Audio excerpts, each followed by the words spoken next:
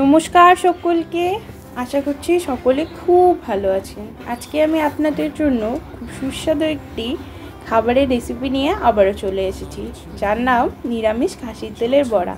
চলুন দেখে নিই কীভাবে তৈরি করি। প্রথমে একটি বড় পাকা চাল কুমড়ো নিয়ে নেবেন এবং সেটাকে কেটে নেবেন। কাটা হয়ে গেলে সেটার খোসা ছাড়িয়ে নেবেন ভালো করে।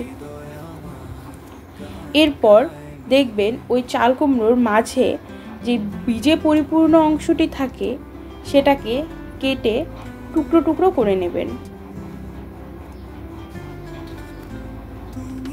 তারপর সেটাকে একটি পাত্রে নিয়ে ভালো করে জল দিয়ে ধুয়ে নেবেন। এরপর তাতে অল্প নুন দিয়ে ভালো করে টিপে টিপে মেখে নেবেন।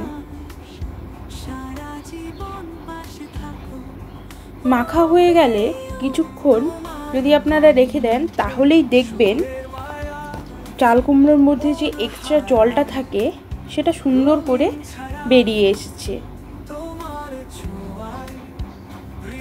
তারপর সেই এক্সট্রা জলটাকে ফেলে দেবেন।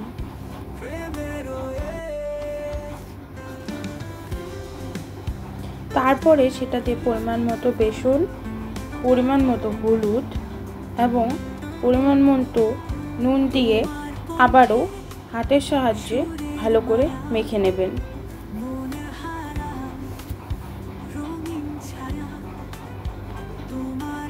এরপর একটা কড়াইতে তেল নিয়ে সেটাকে ভালো করে গরম করে ব্যাটারটা তার মধ্যে আস্তে আস্তে ছেড়ে দেবেন।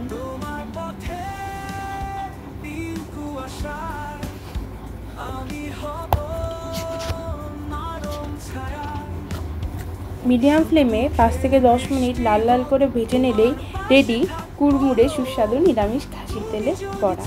বিশ্বাস করুন, এটা খেতে দুর্দান্ত হয়। তাহলে একবার ট্রাই করে জানাবেন আমাকে কেমন হলো। আজ এইটুকুই।